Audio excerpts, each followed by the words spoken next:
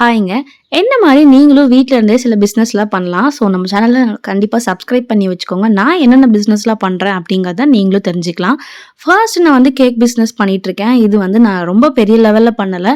அக்கம் பக்கம் எனக்கு தெரிஞ்சவங்க, மத்தவங்க இப்படின்ற மாதிரி நெறைய பேத்துக்கு நான் வந்து கேக் வந்து சேல் பண்ணிட்டுருக்கேன். ஓரளவுக்கு அது நல்லாவே போயிட்டுருக்கு.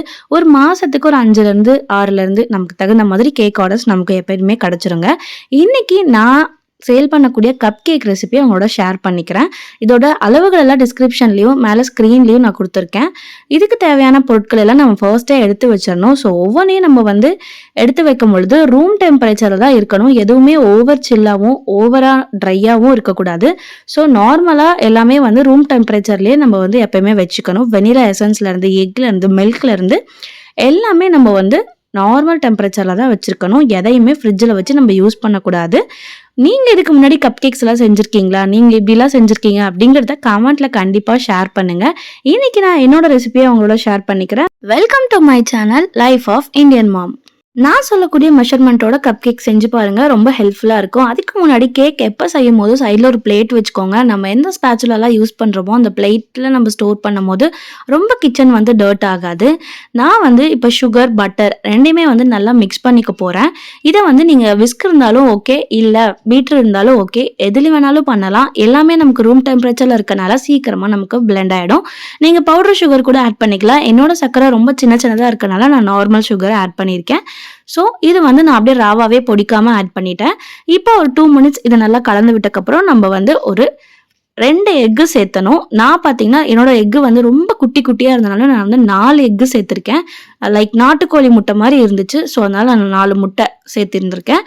நீங்கள் வந்து 2 பெரிய சைஸ் முட்டை எடுத்தால் போதும். இல்லை உங்கள் ஏரியாவில் குட்டி குட்டியாக தான் கிடைக்குது அப்படின்னா நீங்கள் ஒரு 3 எக்கு வந்து தாராளமாக எடுத்துக்கலாம்.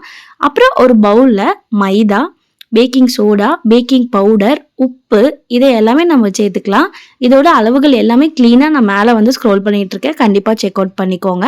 கீழே டிஸ்கிரிப்ஷன்லையும் இருக்கு. நீங்கள் வேணா ஸ்க்ரீன்ஷாட் எடுத்து வச்சுட்டு நீங்கள் யூஸ் பண்ணிக்கலாம். இந்த பேட்டரை எப்பவுமே ப்ரீமிக்ஸ் பண்ணிக்கணும். இல்லைன்னா எல்லாம் தனித்தனியாக செட்டில் டவுன் ஆகிடும். எக்கு, பட்டர், சுகர் எல்லாமே சேர்ந்து ஓரளவுக்கு நல்லா சர்க்கரையெல்லாம் கரைஞ்சிச்சான்னு சொல்லிட்டு செக் பண்ணதுக்கப்புறம் நம்ம எடுத்து வச்சிருக்க ட்ரை இன்க்ரீடியன்ஸ் எல்லாமே இதில் நம்ம ஆட் பண்ணிக்கலாம். ட்ரை இன்க்ரீடியன்ஸ் ஆட் பண்ணுறதுக்கு முன்னாடி நம்ம ஒரு வேலை பார்க்கணும். இந்த ஸ்டேஜில் நம்ம வந்து வெனிலா எசன்ஸ் ஆட் பண்ணணும். முன்னவே ஆட் பண்ணக்கூடாது. ஓவராகவும் நம்ம அதை பீட் பண்ணிட்டோம்னா ஸ்மெல் நமக்கு கிடைக்காது. எல்லாமே கலந்ததுக்கப்புறம் நம்ம வந்து ஒரு ஸ்பூன் அளவுக்கு வெனிலா எசன்ஸ் ஆட் பண்ணியிருக்கோம். அப்படி இல்லைன்னா அந்த கொடுத்துருக்க மூடியில் ஒரு மூடி ஆட் பண்ணுங்க. அப்புறம் ஒரு 4-5 ட்ராப்ஸ்க்கு மேலே நம்ம வந்து மில்க் எசன்ஸ் சேர்த்துருக்கோம். இந்த மில்க் எசன்ஸ் எதுக்குன்னு பார்த்தீங்கன்னா நல்ல ஒரு ஸ்மெல் கொடுக்கும். நிஜமாலுமே அந்த கேக்கோட ஸ்மெல் வந்து அந்த மில்க் எசன்ஸ்ல தான் இருக்கு. முட்டை ஸ்மெல்ல எதுவுமே நமக்கு கிடைக்காது. இந்த பேட்டர் வந்து 12 கப் கேக்ஸ்க்கு வந்து நமக்கு கரெக்டா இருக்கும். மீடியம் சைஸ் கப் கேக்குக்கு இது கூட நம்ம வந்து எடுத்து வச்சிருந்த ட்ரை இன்கிரியன்ஸை ஆட் பண்ணிக்கலாம். இதை வந்து நம்ம சளிச்சு தான் ஆட் பண்ணணும். ஏன்னா இதுல வந்து நமக்கு பூச்சியோ அதாவது வண்டு வைக்கும்ல சில்லு அதுவோ இல்லை ஏதாவது கட்டிகள் ஏதாவது தண்ணி பட்டு மாவு ரொம்ப கட்டியா இருந்திருக்கும். ஸோ இந்த மாதிரி லம்ஸ் எல்லாம் ஏதாச்சும் பெருசு பெருசா இருந்தா இந்த ஸ்டேஜ்ல நமக்கு வந்து அதெல்லாமே போயிடும். இப்போ நம்ம இதை வந்து நல்லா ஜென்டலா கலந்து விட்டுக்கலாம். உங்ககிட்ட ஸ்டாண்ட் மிக்சர் இல்லை அப்படின்னாலும் கவலையே கிடையாது. பிளெண்டர் இல்லைனாலும் கவலையே கிடையாது. நம்ம நார்மலாக வீட்டில் விஸ்கு வச்சே நம்ம பண்ணிக்கலாம். இந்த ஸ்டேஜில் நான் ஒரு 2லேருந்து 3 டேபிள் ஸ்பூன் அளவுக்கு மில்க் சேர்த்துக்கிறேன். இந்த மில்க் வந்து அளவெல்லாம் கிடையாதுங்க. 1/4 கப்புக்குள்ளே நீங்கள் எவ்வளோ வேணாலும் சேர்த்திக்கலாம். நமக்கான ஸ்ட்ரக்சர் வந்து ரொம்ப தண்ணியாக இருக்கக்கூடாது, ரொம்ப டைட்டாக இருக்கக்கூடாது. ஒரு மாதிரி இலகுன மாதிரி இருக்கணும். லைக் வந்து தோசை மாவு பேட்டர் மாதிரி இருக்கணும். தோசை மாவு கூட எடுத்து ஊற்றுனா ஊற்றும். அதை விட கொஞ்சம் டைட்டாக தோசை மாவை தண்ணி ஊற்றாத போது நம்ம வந்து எப்படி வச்சுருப்போம். ஸோ அந்த மாதிரி ஸ்டேஜில் வந்து இதை நம்ம வந்து மிக்ஸ் பண்ணி எடுத்துக்கணும். இந்த ஸ்டேஜில் நம்ம உங்களுக்கு தேவையான சாக்கோ சிப்ஸ் போட்டுக்கலாம், நட்ஸ் போட்டுக்கலாம், எதை வேணாலும் நம்ம ஆட் பண்ணிக்கலாம். நான் இன்னைக்கு பிளைனாக தான் வந்து பண்ண போகிறேன். ஏன்னா இதுக்கு மேலே நான் வந்து ஐசிங் பண்ணணும். ஸோ அதனால வந்து நான் எதுவுமே ஆட் பண்ணலை.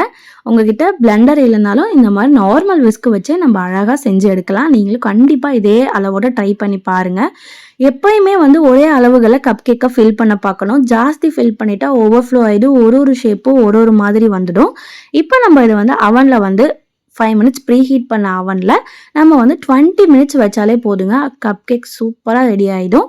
நான் அப்படி தான் வைப்பேன். உங்களுக்கு வந்து அவன் வந்து ஒருத்தருக்கு டிஃபர் ஆகும். நான் வந்து அகோராவோட பிராண்டோட அவன் தான் யூஸ் பண்ணுறேன். 180 டிகிரி செல்சியஸில் 20 மினிட்ஸ் வச்சு எடுத்துட்டு, இதுக்கு மேலே நான் க்ரஷோட வச்சுட்டு உள்ளே வந்து க்ரஷ் ஃபில்லிங் கொடுத்துட்டு கேக் மேலே வந்து நான் ஐசிங் பண்ணி எடுத்துக்கிறேன். ஸோ நான் வந்து கேக் எப்பயுமே இப்படி தான் பண்ணுவேன். கப் கேக்ஸ் பொறுத்த வரைக்கும் இதை தான் நான் சேலும் பண்ணுறேன். அவ்வளோ சாஃப்டாக இருக்கும். கண்டிப்பாக நீங்கள் இந்த வீட்டில் ட்ரை பண்ணி பாருங்கள். ரொம்ப நல்ல ரிசல்ட்ஸ் கொடுக்கும். கிட்ஸுக்கெல்லாம் அவ்வளோ பிடிக்கும். என்கிட்ட மறுபடியும் கஸ்டமர் ஆர்டர் பண்ணுற ஒரே ரீசன் என்னோட கப் கேக்ஸோட டேஸ்ட் பிடிச்சி தான். கண்டிப்பாக நீங்கள் ட்ரை பண்ணி பாருங்கள். நான் இதை வந்து லேபிள் ஒட்டி டெலிவர் பண்ணிட்டேன். தேங்க்யூ.